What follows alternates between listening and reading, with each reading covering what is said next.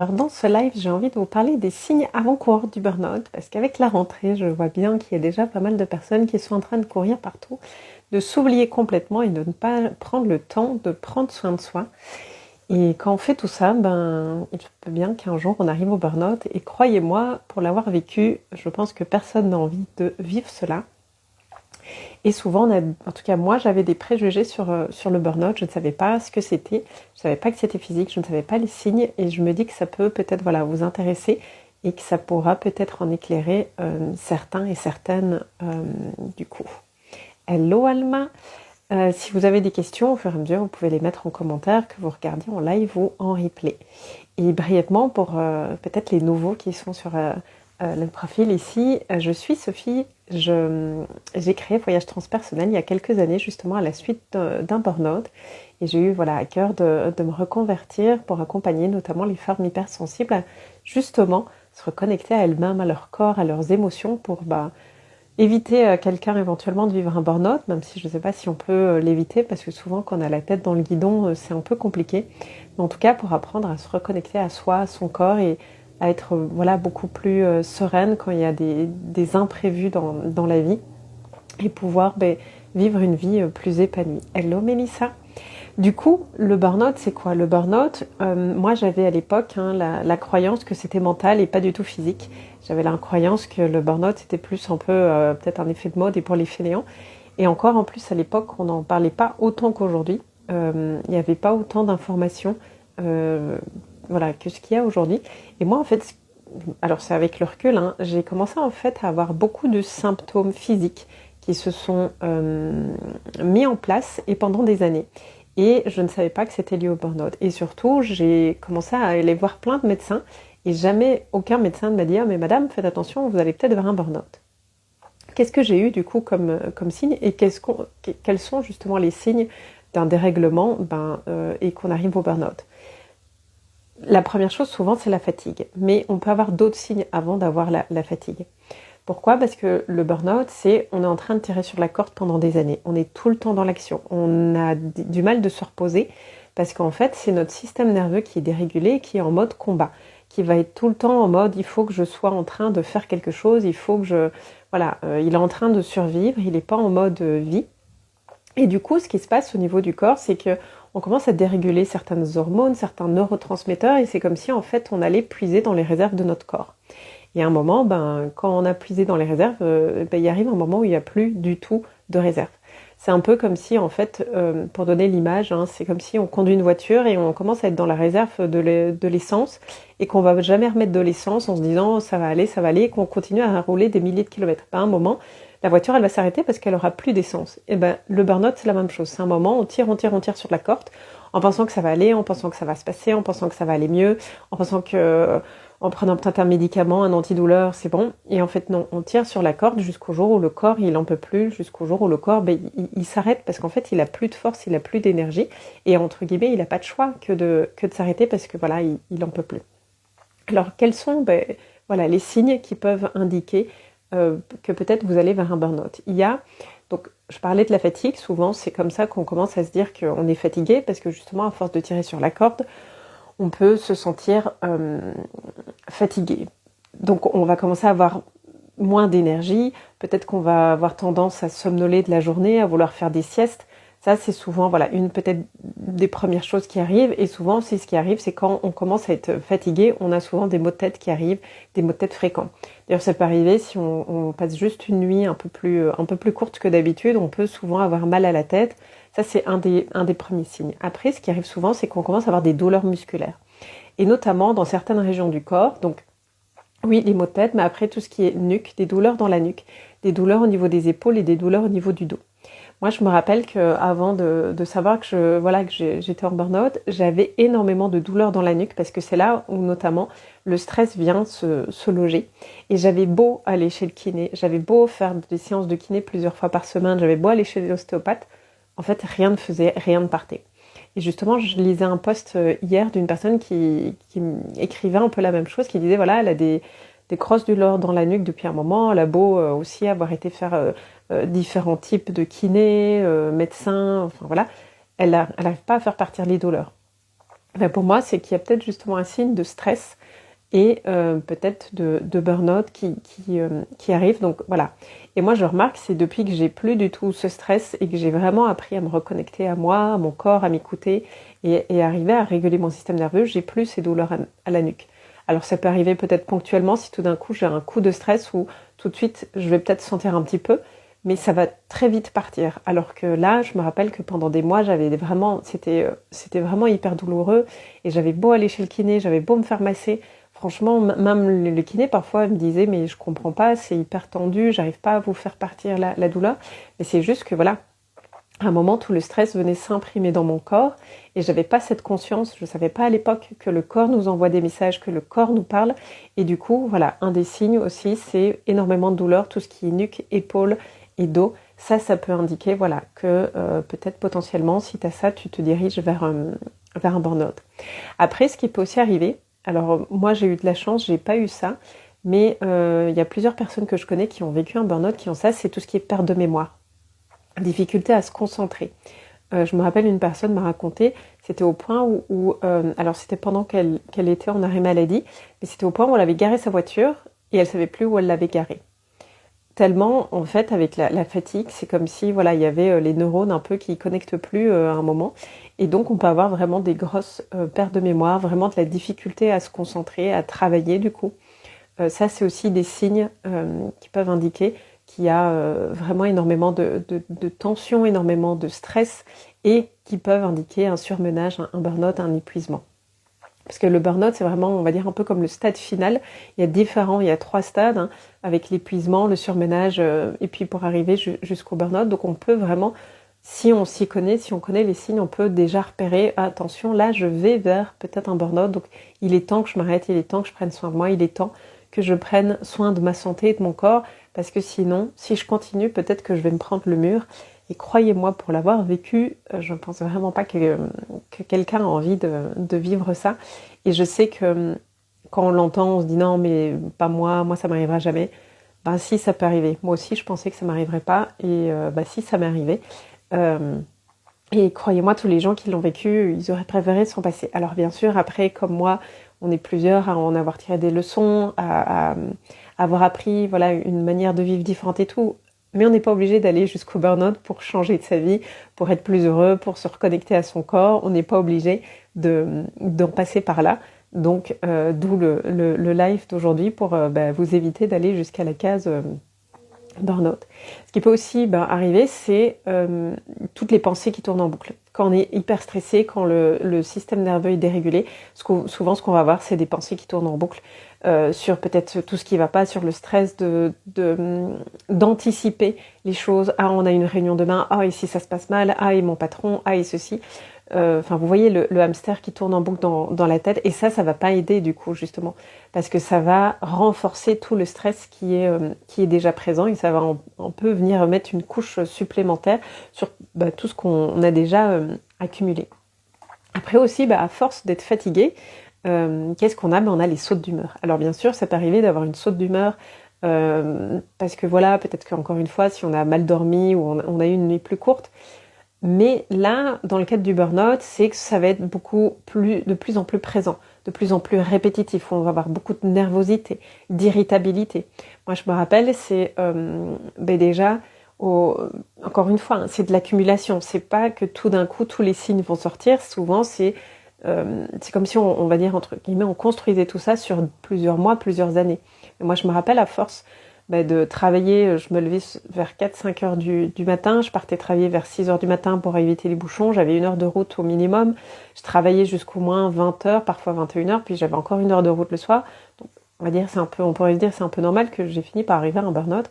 Quand je rentrais chez moi, je me rappelle, si on me posait une question, en fait j'étais vraiment pas de bonne humeur, j'étais vraiment irritable, parce qu'en fait j'avais déjà tellement accumulé de ma journée, mais que le moindre truc, voilà, j'étais vraiment irritable. Et je me rappelle que juste avant d'avoir l'arrêt maladie, c'est ça aussi, en fait, ça a été vraiment ma prise de conscience, en tout cas chez moi, où je me suis dit, là, il y a quelque chose qui va pas, il faut que j'aille voir un médecin ou quelqu'un.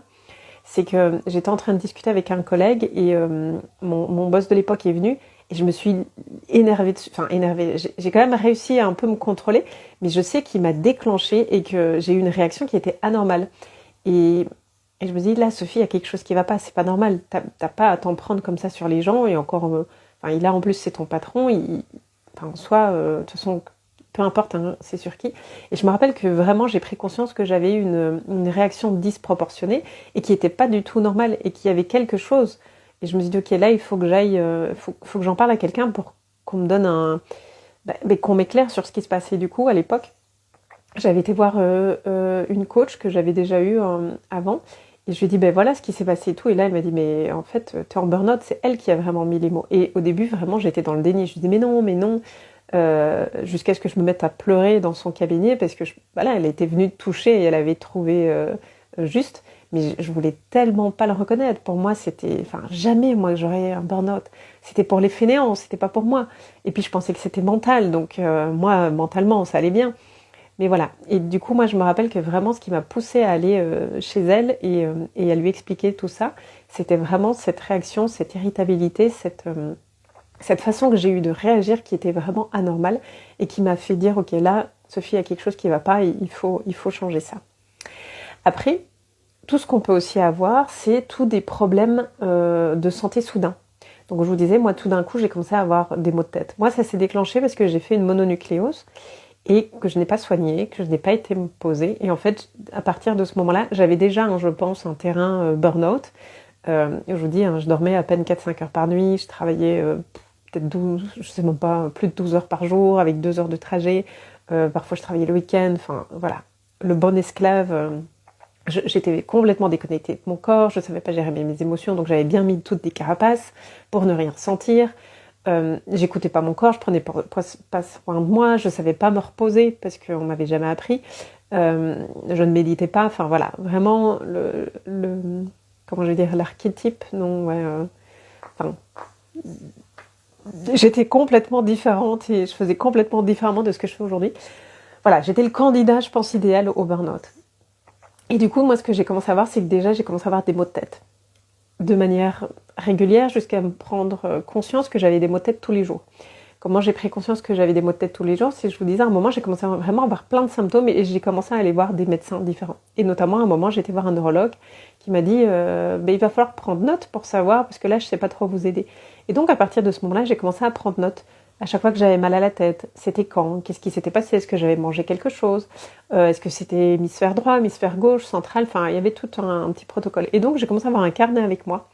Et là, je me suis dit, mais c'est pas normal, parce que tous les jours, je notais que j'avais mal à la tête et plusieurs fois par jour. Et on est d'accord avec, je pense que vous serez d'accord avec moi que c'est pas normal d'avoir mal à la tête tous les jours. C'est qu'il y a quelque chose qui va pas. Et donc de là, j'ai commencé à me dire, ok, c'est que j'ai une tumeur, c'est que je dois avoir quelque chose. Moi, je vous dis, j'avais pas du tout cette conscience que le corps nous parle et que ça peut être dû au stress, que ça peut être dû à des désalignements. Donc moi, je me disais, j'ai mal à la tête, c'est que c'est quelque chose de physique, donc je dois avoir une tumeur à la tête et on va me dire que je vais mourir. Et donc j'ai commencé à faire énormément d'examens, notamment pour la tête. Donc j'ai passé des scanners, des IRM, des encéphalogrammes. Et à chaque fois, on me disait, tout va bien, tout va bien, tout va bien. Puis après, en plus des maux de tête, j'avais des nausées, j'avais des vertiges. Le nombre de fois où j'ai eu l'impression que j'allais me casser la figure en marchant. À l'époque, en plus, je devais souvent prendre l'avion pour aller au Maroc pour le projet sur lequel je travaillais. Et je devais souvent aussi me rendre à Paris pour des réunions à Paris. Et je me rappelle notamment dans le métro à Paris, le nombre de fois où je me sentais tellement mal, où j'avais tellement mal à la tête, des nausées, des vertiges, où plusieurs fois je me suis dit, si ça continue, je vais devoir sortir du métro parce que sinon je vais tomber là. Et je sais pas ce que les gens vont faire, surtout qu'en plus, souvent j'étais toute seule. Donc en plus, ça créait du stress supplémentaire parce que je me disais, s'il m'arrive quelque chose, je n'ai personne que je connais à côté de moi qui va pouvoir m'aider, sortir du métro. En plus, c'est pour mon boulot, donc j'ai l'ordinateur du boulot. Si on me vole mes affaires, donc c'était un stress supplémentaire que j'ajoutais et j'en avais pas conscience. Hein. Mais je me rappelle le nombre de fois où je me suis dit, mais je me sentais tellement mal, où j'avais l'impression que j'allais tomber, vraiment en plein milieu de la route ou dans les transports en commun. Ou aussi, ce que j'avais, c'était le soir en rentrant. J'arrivais chez moi, en fait, j'étais comme une loque. Je faisais tout ce que je savais faire, c'était m'allonger dans le fauteuil tellement j'étais mal, vraiment. Et bien sûr, après, on peut avoir. Moi, ce que j'avais aussi, c'est un rythme cardiaque élevé et des palpitations. On peut aussi avoir de la tension élevée. Mais tout ça a fait que j'ai été voir différents médecins, et notamment après j'ai aussi fait, parce que comme on me disait, je trouve pas, j'ai été faire un fond de l'œil. J'ai été faire, qu'est-ce que j'ai été faire comme examen? Des prises de sang, voir aussi au niveau s'il y avait de l'anémie ou des choses dans le genre, voir, je sais plus comment on appelle, les médecins spécialisés justement pour tout ce qui est le sang. J'ai fait un fond de l'œil, l'oreille interne aussi, un examen de l'oreille interne. Alors, je vous dis, j'ai testé plein de trucs. Et surtout aussi, ce qui est difficile quand c'est comme ça, si vous êtes dans le même cas et que vous avez commencé à aller voir plein de médecins, c'est qu'on vous dit que tout va bien au niveau de santé, mais vous sentez bien que ça va pas. Vous voyez bien qu'il y a des symptômes. Et personne ne m'a dit à un moment, aucun médecin m'a dit, mais madame, faites attention, vous allez vers un burn-out. Et je me sentais tellement seule, tellement incomprise. Et je me disais, mais il y a quelque chose qui va pas, mais il y a personne qui peut m'aider et me dire qu'est-ce qui va pas, qu'est-ce que je fais moi maintenant, comment je m'en sors. Et du coup, ça aussi, c'est difficile parce qu'on se sent déjà mal. Physiquement, on est déjà en train de puiser dans nos réserves. Et en plus, mentalement, ça commence à devenir compliqué parce qu'on se dit qu'on va peut-être mourir, on se dit qu'il y a quelque chose de grave, on ne trouve pas. Et il n'y a aucun médecin, en tout cas moi, il n'y a aucun médecin qui a pu m'aiguiller. Je me sentais pas soutenue, je me sentais pas comprise. Et ça aussi, du coup, c'est difficile. Et c'est comme si ça venait rajouter une couche sur tout ce qu'on vit, déjà. Et notamment aussi, moi ce que j'ai remarqué, c'est le rythme cardiaque élevé, c'est clairement un signe que le système nerveux est dérégulé. Moi notamment quand j'allais courir, si vous avez déjà entendu peut-être dans des vidéos ou dans certains lives, j'en ai déjà parlé, à l'époque, moi quand j'allais courir, j'avais un appareil, enfin je le mets encore pour aller courir, qui mesure les pulsations. Le nombre de fois où il sonnait cet appareil, parce que je dépassais 200 pulsations, je pouvais même monter à 220, alors que j'allais pas vite. Et je me disais, c'est pas normal. Et je me rappelle, même il y a plus de 10 ans, parfois je faisais des joggings. Et dans les joggings, il y a des personnes qui étaient beaucoup plus âgées que moi, beaucoup plus fortes que moi, parce que j'ai quand même une corpulence assez mince. Et je me disais, mais c'est pas normal. Eux, ils sont plus vieux, ils sont plus forts que moi, et ils ont facile à courir. Et moi, je suis là et je peine, et mon truc sonne, et j'ai des pulsations hyper élevées, c'est pas normal. Mais je ne savais pas que c'était parce que mon système nerveux est dérégulé. Et honnêtement, aujourd'hui, je peux courir, je peux même aller plus vite, je ne monte plus à ces pulsations. Et c'est comme ça aussi que je me suis vraiment rendu compte à quel point le stress a un impact hyper fort sur notre corps. On a beau le dire, on a beau entendre des choses, mais le fait de le vivre, le fait de le voir, le fait de voir que en régulant mon système nerveux, en apprenant à gérer tout ça, je le vois au niveau de mon corps, je peux le sentir. Et ça, c'est hyper... je trouve que ça a été aussi des grosses prises de conscience pour moi. Alors si je continue dans les signes qui indiquent qu'on peut se diriger vers un burn-out, il y a tout ce qui est troubles du sommeil, les insomnies, les difficultés à s'endormir, parce que justement souvent ce qui arrive c'est on a du mal de s'endormir parce qu'on a le hamster qui tourne en boucle dans la tête et qui ressasse plein de choses, le stress qui du coup ressort de la journée, comme on est justement en mode survie combat, c'est aussi difficile pour le corps d'être au repos. Pour le corps, c'est un peu comme s'il était en danger le fait d'être allongé. Donc il a du mal. C'est pour ça que souvent, quand on est proche d'un burn-out ou qu'on est sur ce terrain de dérégulation en ce qu'on appelle le sympathique agressif, ça va être compliqué pour les gens de méditer, de se poser, de dormir. Parce que pour le système nerveux, le corps, c'est comme s'il était en danger. Puis aussi, ce qu'on peut avoir, c'est un sommeil non réparateur. Parce que justement, le corps, il est tellement fatigué, tellement dans les réserves, il va avoir du mal de récupérer. Et du coup, ça peut engendrer aussi qu'on a du mal de se lever le matin. Hello, oui Flo. Si vous avez des questions ou si vous avez aussi envie de partager, parce que je vois que vous êtes plusieurs en live, vous pouvez mettre dans les commentaires, ou même si vous regardez en replay, avec plaisir de partager éventuellement ce que vous avez, ce que peut-être vous traversez, ou si vous avez été au burn-out, les signes qui ont été avant-coureurs chez vous, et peut-être vos prises de conscience, le fait qu'est-ce qui a déclenché de se dire là ok, je me rends compte que je suis en burn-out. C'est toujours, je trouve, intéressant de discuter. Et puis après, dans les signes, on peut aussi avoir justement détérioration de la santé. Hello Laurie, ça peut être des oppressions au niveau de la cage thoracique, des impressions d'avoir du mal de respirer. Ça peut aussi arriver, notamment quand on est énormément stressé. Ça peut souvent arriver qu'on sent comme si le cœur était serré, comme si la cage thoracique était serrée, comme si on avait du mal de respirer. On peut se sentir même essoufflé aussi. Et aussi, avec le stress, il y a tous les problèmes digestifs et intestinaux, notamment le côlon irritable.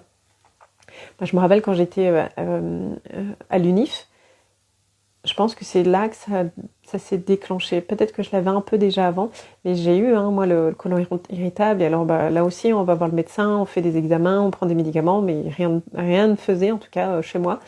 Et à partir du moment où j'ai réussi à...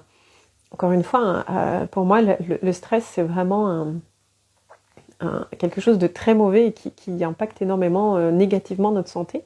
Alors, avoir un peu de stress, c'est bon, c'est pas ça, mais ce stress chronique qu'on a comme ça tous les jours, et c'est vraiment, depuis que, voilà, encore une fois, que mon système nerveux, j'ai appris à le réguler, à gérer tout ce stress, à ne plus me laisser emporter par tout ça. En fait, je dois plus... La dernière fois que j'ai pris un médicament, mais ça date il y a des années, j'ai plus pris aucun médicament depuis plusieurs années, parce que justement, pour moi, c'est quand on se sent bien, le corps n'a pas besoin de dire qu'il y a quelque chose qui ne va pas, justement. Et donc, j'ai plus besoin de prendre de médicaments, j'ai plus ces soucis de côlon irritable, et je sais que ça peut peut-être paraître un peu magique, mais c'est la réalité. J'avais même c'est d'ailleurs un des points aussi, c'est qu'on peut avoir des réactions du corps, des réactions cutanées, tout ce qui est le psoriasis, de l'eczéma, des allergies. Pourquoi? Parce que comme c'est un dérèglement au niveau hormonal notamment, et des neurotransmetteurs, à un moment, ce qui arrive, c'est que le système immunitaire s'affaiblit et on commence comme ça à avoir plein d'infections.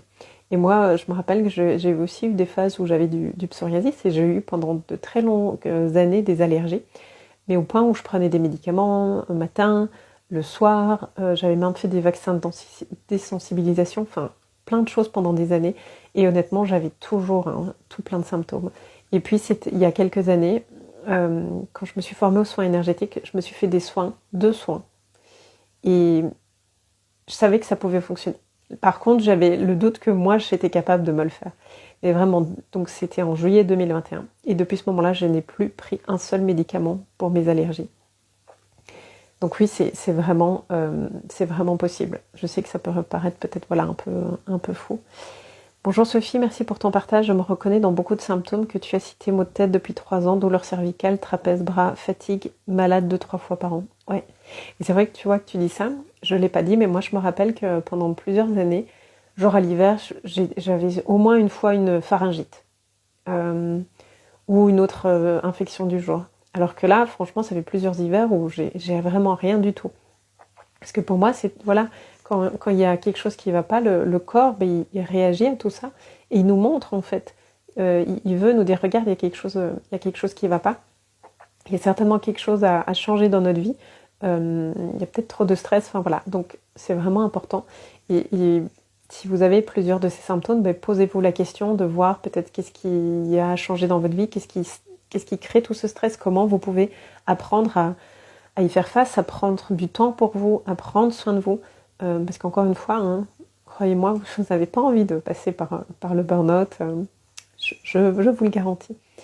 Et aussi dans les autres signes, ce qu'il peut avoir, c'est, encore une fois, ça commence par le physique, mais à un moment, ce qui va arriver quand on n'a plus d'énergie, c'est qu'on peut avoir une perte de motivation, on peut ne plus avoir d'envie, on peut avoir une diminution de sa libido, on peut aussi avoir une perte de confiance en soi. Parce qu'en fait, comme physiquement, on commence vraiment à ne plus avoir d'énergie, c'est normal. Pour avoir confiance en soi, on a besoin d'énergie. C'est parce qu'on passe aussi à l'action. Tandis que là, à un moment, comme on n'a plus d'énergie, c'est un peu aussi normal qu'on commence à avoir tous ces sentiments intérieurs où ça peut même parfois conduire à des dépressions, où on se sent pas bien, on se sent encore plus stressé, on se sent encore plus anxieux. Ça, c'est voilà, des choses qui peuvent aussi arriver. Souvent aussi pour moi avec le burn-out, c'est qu'il y a des désalignements dans notre vie, il y a une perte au niveau des valeurs, où on n'est plus aligné avec nos valeurs. Ça peut être aussi qu'on n'est plus aligné peut-être avec notre travail. Il y a tout un travail pour moi à aller faire pour voir qu'est-ce qui a déclenché tout ça, et parfois c'est souvent quand même plusieurs choses, parce que je vous dis, ça s'est fait pendant des années, c'est pas que du jour au lendemain on a un burn-out, c'est parce que vraiment il y a eu tout un terrain qui a été préparé. Bien sûr, ça peut être le travail, ça peut être aussi avec la famille, il y a aussi des burn-out parentaux. Enfin, il y a plein de choses vraiment qui peuvent jouer, donc c'est important de faire tout ce travail à l'intérieur de soi pour voir qu'est-ce qui nous amène à tout ça. C'est quand je n'ai plus su aller travailler que mon médecin a mis le doigt sur le burn-out, et j'aurais tellement voulu qu'on puisse me prévenir avant. Ouais. Et c'est ça que je trouve... Alors, j'en veux pas, moi, par exemple, au médecin que j'ai vu, mais que je me dis, tiens... il serait peut-être temps qu'on éveille voilà, les consciences, et notamment aussi du corps médical, parce que quand quelqu'un vient avec autant de symptômes, à un moment, on doit quand même se poser des questions. Et pas juste dire aux gens, moi, à l'examen, il n'y a rien, donc vous êtes en bonne santé, ciao, au revoir. Parce que si on nous disait beaucoup plus tôt, attention, vous allez vers le burn-out, je pense qu'on pourrait justement ne pas aller jusque-là. Moi, entre le moment où j'étais voir le neurologue et que j'ai commencé à faire tous ces examens que je vous ai dit, là, le fond de l'œil, les IRM, les scanners, enfin tout ça, et le moment où on m'a dit, ok, là, Sophie, t'es en burn-out, arrêt maladie, il y a eu 1 an. Mais si on m'avait dit 1 an avant, attention madame, vous allez être en burn-out, peut-être que j'aurais pu éviter ce burn-out, peut-être que j'aurais pu mettre des choses en place, peut-être que j'aurais pu trouver un soutien, peut-être que voilà, mon médecin aurait pu me dire, oh attention, il va falloir prendre soin de toi, il va falloir faire ceci, il y a des choses à mettre en place. Pour moi, je pense que c'est possible. Mais pour ça, voilà, il faut être au courant, il faut qu'on nous alerte en fait de tout ça. Et aussi, du coup, souvent, ce qu'on va avoir tendance à faire avec tous les symptômes, alors vous pouvez en avoir un ou plus, enfin, souvent on en a quand même plusieurs, je dis pas que vous allez avoir toute la liste, mais voilà, si vous vous retrouvez dans plusieurs symptômes, c'est quand même peut-être le temps de vous poser des questions et peut-être même d'aller chez votre médecin. Mais souvent aussi, ce qu'on va faire, c'est on veut pas lâcher, on veut pas se dire qu'il y a quelque chose qui va pas, on veut continuer à avancer et du coup, on va chercher des béquilles. Donc ça va être souvent avec des addictions et en plus c'est ça qui est pas évident, c'est que souvent comme c'est sur le long terme, c'est pas que du jour au lendemain on va commencer à boire du café pour garder son énergie. Souvent on va avoir tendance à boire du café ou peut-être se plonger dans l'alcool, le tabac ou même le sucre pour essayer justement de récupérer cette énergie, mais c'est un peu sournois parce que c'est pendant des années qu'on fait ça. Moi, j'étais une grande consommatrice de sucre, mais depuis très très longtemps, enfin même déjà enfant. Donc ça ne m'a pas non plus aidée dans tout le processus. Et c'est vrai que souvent, on a tendance, quand ça va pas, à se dire je vais boire un café pour me réveiller, je vais manger du sucre pour tenir le coup. Mais en fait, c'est un peu comme si on essayait de masquer au lieu de se dire ok, en fait là, il y a quelque chose qui va pas. Qu'est-ce que je pourrais faire durablement pour ne pas en fait prendre toutes ces béquilles qui vont pas résoudre le problème. Donc voilà le partage du jour, parce que je pense que c'est important d'alerter et surtout là à la rentrée, je vois qu'il y a déjà plein de gens, notamment des mamans, des femmes, qui tout de suite sont repartis dans le train-train quotidien de en fait il y a plein de trucs à faire, je m'oublie, je fais passer tout le monde avant moi, je travaille beaucoup, j'ai pas le temps pour moi et qui à un moment risque de payer le prix fort. Et si vous êtes allongé dans votre fauteuil et que vous avez plus de force, c'est pas comme ça que vous allez pouvoir aider vos enfants ou qui que ce soit. Donc c'est vraiment important de prendre soin de vous, d'apprendre. Ça se fait pas du jour au lendemain. Moi, il m'a fallu quand même plusieurs mois d'aller voir à l'intérieur de moi, de comprendre, de me reconnecter à mon corps, de comprendre ces messages, mais c'est possible. C'est possible. Mais voilà, ça se fait pas non plus en un seul claquement de doigts. Et du coup, pour terminer, peut-être que tu l'as vu passer dans des posts, mais jusqu'au 7 septembre, justement, je propose l'accompagnement reconnexion en individuel, mais au prix du groupe. Du coup, ça va te permettre de vraiment apprendre à te reconnecter à toi, à tes besoins, à tes émotions, arriver à voir aussi au niveau peut-être du mental, qu'est-ce qui te crée, toutes ces croyances limitantes, tes pensées négatives, voir aussi comment tes blessures peuvent venir s'activer et faire que tu réagis, te donner aussi, t'aider à apprendre à réguler ton système nerveux, t'aider à gérer le stress, voir comment peut-être aussi diminuer tout ce stress qui est présent dans ta vie. Enfin voilà, il y a différentes choses dans ce programme, qui est un programme d'accompagnement sur 6 mois, où il y a 3 piliers, on commence par le mental, puis on passe par le corps et on finit par le côté âme, intuition. C'est un programme du coup très complet. Et d'habitude je le fais en groupe et là j'ai vraiment eu l'intuition de le proposer en individuel pour aller encore plus loin, parce que du coup, ça veut dire que non seulement tu as accès à tout le programme, toutes les vidéos, toutes les méditations, tous les PDF, hein, tout le contenu, et en plus, chaque semaine, au lieu d'avoir un appel en groupe, c'est que tu vas avoir un appel en individuel avec moi. Ce qui veut dire qu'on va pouvoir aller même encore plus loin, parce que chaque semaine, ça veut dire que en fonction de tes besoins, en fonction de ce que tu vis, on pourra soit te faire une séance de coaching, peut-être pour t'aider à établir des objectifs, voir comment justement avancer dans ta vie, peut-être faire un planning, ou au contraire, justement, si tu as tendance à être énormément dans l'action et tout le temps débordé, à voir, ok, est-ce que vraiment tout ce que tu fais est nécessaire? Est-ce que vraiment tu as besoin de tout ça? Est-ce qu'on peut pas essayer d'alléger un peu ton agenda, par exemple? On va pouvoir faire aussi de l'écoute thérapeutique pour venir libérer toutes les charges traumatiques qui se sont accumulées en toi, toutes les peut-être au niveau aussi des mémoires cellulaires, de pouvoir aller libérer au niveau émotionnel, au niveau énergétique.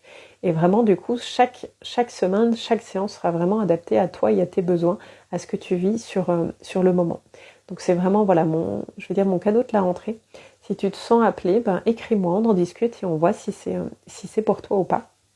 Et si tu veux en savoir plus sur le programme, dans les liens, tu trouveras, ou sur mon site internet, du coup, tu trouveras toutes les infos du programme pour voir tout ce qui est abordé.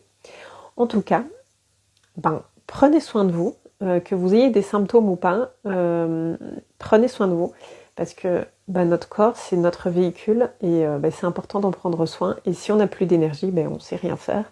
Et je ne pense pas qu'on ait envie de passer une vie à ne rien faire. Je pense que, comme moi, vous avez envie d'en profiter, de pouvoir voyager, de pouvoir faire plein de choses. Si vous avez des enfants, de pouvoir profiter avec vos enfants. Donc voilà. Le message du jour, c'est prenez soin de vous. Et si vous vous êtes reconnu dans plusieurs symptômes, allez voir votre médecin, vous pouvez m'écrire, on peut en discuter. Parce que peut-être que vous êtes en train de foncer vers le burn-out. Et croyez-moi, encore une fois, vous n'avez pas envie que ça vous arrive. Je vous souhaite une merveilleuse journée et prenez soin de vous. À bientôt.